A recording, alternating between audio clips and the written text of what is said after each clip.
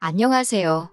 뻔뻔한 신우의 욕심 때문에 신우는 물론이고 어머님과도 절연하게 된 30대 여자예요.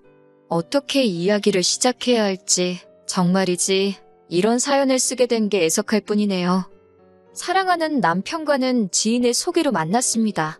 첫 만남부터 듬직하면서도 유쾌한 성격의 남편에게 제가 먼저 매력을 느꼈고 그래서 제가 먼저 다가갔어요. 남편도 제가 싫지 않았는지 저를 밀어내지 않았고 그렇게 저희는 연애를 하게 되었지요. 사귄 지 2년 정도 흘렀을 때 결혼 이야기도 제가 먼저 꺼냈네요. 그런데 제 프로포즈를 받은 남편이 좋다는 대답을 하진 않고 꽤나 난처해 하는 게 느껴지더군요. 여자 입장에서 저 정말 큰 용기를 냈던 건데 남편의 반응이 시큰둥하니까 어찌할 바를 모르겠대요. 괜한 이야기를 한 건가? 이 사람이 나랑 결혼 생각은 없이 즐기려고만 했던 건가? 온갖 부정적인 생각 때문에 참 괴로웠어요. 그렇게 남편에게 프로포즈를 한 지 정확히 3일째 되던 날이었습니다.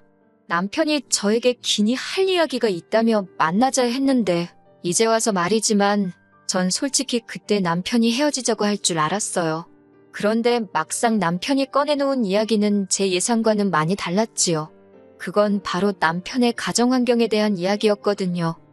남편이 고등학교에 들어갈 무렵 공장에 다니시던 아버님께서 불의의 사고로 세상을 떠나셨답니다. 뉴스에 떠들썩하게 나오기도 했지만 결국 제대로 된 보상은 받질 못해서 이후로 가정 형편이 급격히 기울었지요. 이후로 어머님이 아파트를 팔아 식당을 차리셨는데 그마저도 결국 잘 안 풀렸고 결국 고등학교를 마친 남편은 대학을 가는 대신 고졸특채로 지금 직장에 들어가면서 독립을 했답니다. 직장 생활을 하면서 군복무도 마치고 회사의 지원으로 대학도 다녀왔다고요. 그러면서 남편이 말하길 스스로에게는 한 점 부끄러움 없이 살아왔지만 제가 어떻게 받아들일지는 확신이 없었대요. 연애하는 내내 저에게 언제 어떻게 털어놓을지 고민하느라 하루도 마음 편한 적이 없었다며. 그런 남편을 보고 있으니 그간의 야속한 마음은 온데간데 없이 사라지고 안쓰럽다는 생각이 들더군요. 실제로 사귀는 동안 제가 본 남편은 믿음직스럽고 제가 평생을 함께하고 싶을 만큼 좋은 사람이었으니까요. 걱정스런 표정을 한 남편에게 전 솔직한 마음을 털어놓았습니다. 당신의 됨됨이는 곁에서 지켜본 만큼 믿음이 간다. 하지만 한편으론 결혼은 현실인 만큼 제가 묻는 거에 솔직히 대답해주면 좋겠다고요. 그리고는 남편에게 그래서 지금은 돈은 얼마나 모았고 연봉은 얼마인지 관리는 어떻게 하는지 등을 물었습니다. 속물처럼 보일까 걱정했지만 남편은 오히려 물어봐줘서 고맙다며 현재 모아놓은 돈은 7천 남짓 있고 연봉은 세전 6천이라 대답해주대요. 독립한 이후로 매달 어머님께 생활비를 드리고 있는데 그 액수는 10만 원에서 시작해서 지금은 달에 40에서 50은 드리고 있다면서요. 그러면서 결혼하면 경제권은 저에게 맡기고 싶답니다. 저 같은 경우에는 남편에 비하면 비교적 경제적으로 여유 있는 집안에서 자랐고 부모님 덕도 많이 봤습니다. 대학생 시절에는 여행도 많이 다녔고 졸업 후에는 취업을 미루고 커피를 배우겠다며 유학도 다녀왔어요. 제 능력이 뛰어나서가 아니라 저희 부모님의 도움과 지원이 없었다면 불가능했을 일이었지요. 제가 현재 운영하고 있던 카페 역시 처음 시작할 때 부모님의 도움이 컸고요. 그렇기에 제가 남편이 모아둔 돈을 가지고 액수가 정내만내 소리를 한다는 건 가당치도 않다고 생각했네요. 그리고 실제로 7천만 원이란 금액이 적은 액수도 아니었고요. 결국 우여곡절 끝에 남편과 저는 부부의 연을 맺기로 했습니다. 신혼집은 친정부모님의 도움을 받았어요. 남편의 집안 사정을 알게 되신 친정부모님이 어차피 언젠가 저에게 물려줄 재산이었다며 가지고 계시던 아파트 중 한 채를 제 명의로 바꿔주셨거든요. 서울 중심부는 아니었어도 대출 1억을 낀 5억짜리 소형 아파트였습니다. 남편이 모은 돈으로 혼수와 자동차를 샀고요. 액수만 본다면 제가 훨씬 많이 해가는 결혼이었어요. 그렇다고 아깝고 손해보는 것 같고 그런 생각은 안 했네요. 그런데 식을 올리기 며칠 전 무턱대고 카페로 찾아온 신우가 생각지도 못한 소리를 하대요. 그건 바로 예단에 관한 것이었습니다. 할 말이 있어 바쁜 와중에 찾아왔다는 신우의 말에 어쩌라는 건가 싶었지만 일단은 커피를 내주고 맞은편에 앉았습니다. 신우가 하는 소리가 기다리다 답답해서 자기가 왔다며 어째서 예물에 대한 이야기가 전혀 없냐고요. 저는 당연히 남편이 이야기했을 거라 생각했기에 좀 당황스러웠지만 이내 못 들었냐고 예물은 생략하기로 했다고 알려주었지요. 그랬더니 신우가 그걸 어른들끼리 상의해야지 왜 너희들끼리 멋대로 정했냐며 어이가 없답니다. 신우의 격한 반응에 조금 당황하긴 했지만 일단은 알겠다고 그러면 어머님에게 다시 말씀드리라 했어요. 그랬더니 당신이 어머님 대리인으로 온 거라며 당신하고 이야기를 하면 된다네요. 그러냐 했지만 속으로 생각하기엔 도대체 무슨 이야기가 하고 싶어서 저러는 건지 어이가 없었지요. 신우가 한다는 말이 저도 알다시피 어머님 사시는 곳은 좁아서 이것저것 뭐 들여놓을 공간도 없다고 그냥 현금 예단만 하면 된답니다. 1,000만 원 하면 어머님 성격의 절반은 돌려주실 거라면서 쓸데없는 거 사지 말고 현금으로 1,000만 원이면 딱 좋겠다고 2번이나 반복해서 말하는데 어이가 없더군요. 저는 신우에게 못 들은 걸로 하겠다고 1,000만 원이 누구 집 강아지 이름이냐고 쏘아붙였습니다. 막말로 남동생 장가가는데 밥솥 하나 해줄 생각은 없으면서 예단이라니 가당키나 하냐고 이런 말 뭐하지만 좀 뻔뻔한 거 아니냐고 면전에 대고 얘기했어요. 그랬더니 신우가 윗사람한테 못하는 말이 없다며 목소리를 높였습니다. 저는 여기 엄연히 제 영업장이라고 목소리 낮추라 했지요. 하지만 신우가 제 말을 들어먹을 리 없었고 결국 제가 경찰을 부르는 척까지 하고 나서야 씩씩거리며 자리를 뜨대요. 솔직히 이런 일을 겪고 파혼을 왜 안 했냐 하실 수도 있겠지만 이때만 해도 신우 성질머리가 보통이 아니구나 그렇게만 생각했어요. 제가 충분히 감당할 수 있다고 생각했고 신우랑 같이 살 것도 아니니 별일 아니라고 쉽게 치부해버렸지요. 게다가 이 일을 남편에게 전했더니 남편이 그 길로 신우한테 찾아갔고 저에게 말하길 자기가 정말 크게 화를 냈다고 했습니다. 제가 따라가질 않았으니 정확히 남매 사이에 무슨 대화가 오갔는지는 모르지만 그래도 그날 이후로 결혼식까지 신우가 저에게 경호 없이 행동하는 일은 없었으니 남편이 대처를 잘했구나 그렇게 생각했네요. 하지만 결혼한 뒤 신우의 말 같지도 않은 간섭이 다시 시작되었습니다. 발단은 집들이었어요. 어머님과 신혼의 부부를 아파트로 초대했는데 신발장에 들어서면서부터 비아냥거리기 바쁘더라고요. 아파트 자체가 오래된 아파트다 보니 친정아버지 아는 분께 부탁해 비교적 저렴하게 인테리어를 싹 고쳤거든요. 그런데 신우가 저를 쳐다보면서 한다는 소리가 그 돈이면 차라리 자기 엄마, 그러니까 어머님 사는 집 보증금에 보태주지 그랬냐입니다. 시어머니는 반지하에서 혼자 외롭게 사는데 너희만 이렇게 삐까뻔쩍하게 해놓고 살면 좋냐면서요. 솔직히 저도 결혼할 때 반지하에서 혼자 사시는 어머님이 마음에 안 걸렸던 건 아니에요. 하지만 남편이 먼저 저에게 신경 쓸 거 없다고 하더라고요. 어머님이 저렇게 살게 된 건 전적으로 신우 때문이라면서요. 남편이 독립을 하고 난 이후로 어머님과 신우는 10평 남짓한 빌라에서 같이 살았대요. 어머님에게는 전 재산이나 마찬가지였던 전세보증금 8천이 묶여있는 집이었다고요. 그런데 몇 년 전 신우가 혼전 임신을 하게 되면서 시집을 가게 되었는데 남자 쪽도 사정이 여의치 않다 보니 신우가 어머니더러 보증금에서 얼마를 빼달라고 했던 모양이에요.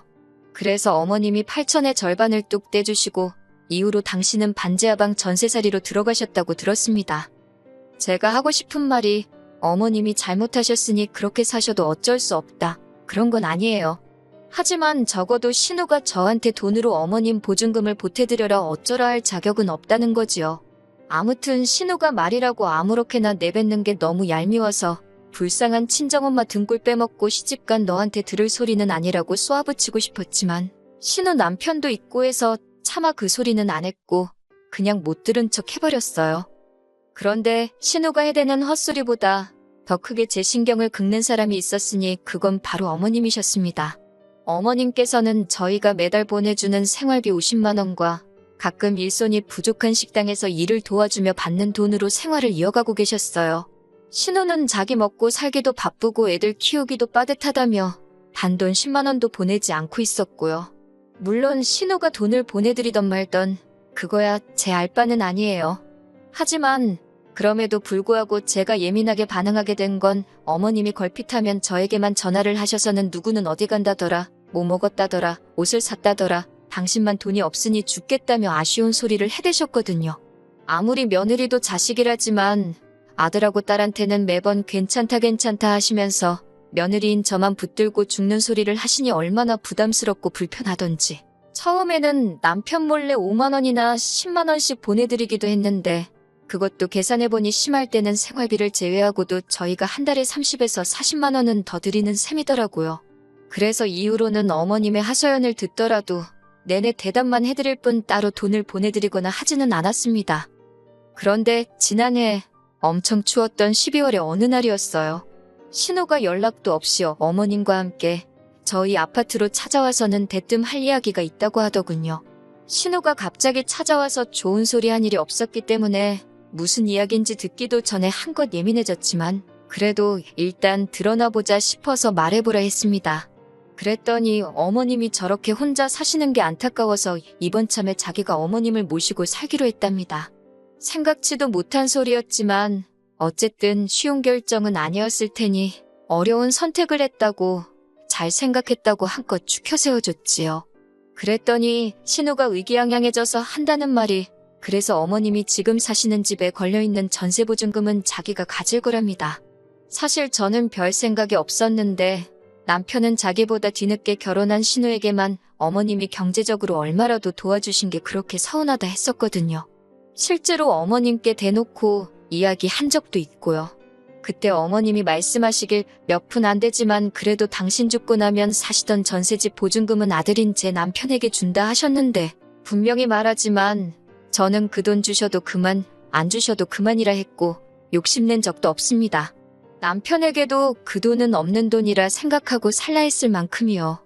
그런데 신우가 자기가 그 돈을 갚겠다 하는데도 어머님은 먼 산만 보고 계실 뿐 남편에겐 조금도 미안한 기색이 없으셨으니 남편도 허탈한지 어이없다는 표정만 짓고 있었지요. 하지만 신우의 욕심은 거기서 끝이 아니었습니다. 어머님의 전세 보증금은 물론이고 앞으로는 그동안 어머님께 저희가 보내드리던 생활비도 자기한테 보내라더군요. 그런데 신우가 한다는 말이 생활비를 제외하고 50을 더 보내래요. 어머님을 보살피는 자기의 인건비 같은 거라나요? 어이가 없어서 듣다 못한 제가 그렇게는 못한다 했습니다. 저희가 형님더러 어머님을 모시라 한 것도 아닌데 저희가 생활비도 부담하고 무슨 인건비, 말도 안 되는 소리라고 했어요. 어머님을 놓고 형님 지금 장사하시는 거냐고 따졌지요. 그랬더니 신우가 파르르 떨었고 어머님께서도 저한테 내가 네 돈 달라고 했냐고 내 아들이 번 돈 달라고 했다며 네가 뭔데 주네 못 주네 그러냐입니다. 삿대질을 하시며 야, 너 하는데 그때 느낀 그 감정은 모멸스럽고 수치스럽고 내가 이런 소리까지 들으며 이 집 구성 며느리를 해야 하나 별의별 생각이 다 들 때요. 그런데 그때 남편이 도저히 못 봐주겠다면서 두 사람에게 큰 소리를 냈습니다. 그나마 해잘들고 사람 살만하던 빌라에서 어머님 반지하로 밀어넣은 게 누구냐고 누나 아니냐고요. 그래놓고 이제 와서 어머님 모시고 산다는 이유로 남은 재산도 다 가져가고 나더러 돈까지 내놓으라는 거냐면서 누나 눈에는 내가 호구등신으로 보이냐고 소리를 치대요. 남편의 분노는 거기서 끝나지 않았습니다. 남편은 어머님께도 그렇게 신우한테 돈 다 뺏기고 그러다 나중에 오갈 곳 없으면 그땐 어쩌려고 그러냐며 악을 쓰더니 자기는 이제 생활비고 뭐고 못 보낸다며 어머님더러 어디 나가서 일을 하든 어쩌든 벌었으라고 하대요. 누나네 집 들어가서 사는 순간 생활비는 끝이라고 아주 칼같이 선을 긋더라니까요. 그러자 신우가 남편더러 속도 없는 놈이라며 네 마누라가 무섭냐고 네가 번 돈인데 왜 마누라 눈치를 보냐면서 그런데 전 정말 눈치 주지 않았어요. 물론 남편이 중간에서 알아서 잘해주니까 눈치를 줄 필요가 없기도 했지요. 아무튼 신우가 계속해서 남편을 설득하려 들자 남편이 저를 가리키면서 이 사람이나 되니까 시어머니한테 한 달에 50씩 주고 그래도 나랑 살아주는 거라며 뒤이어 신우더러 잘 살고 있는 내 인생까지 반지하로 밀어넣을 생각하지 말고 효녀 노릇하고 싶으면 어머님 모시고 가서 조용히 살라고 하더라고요.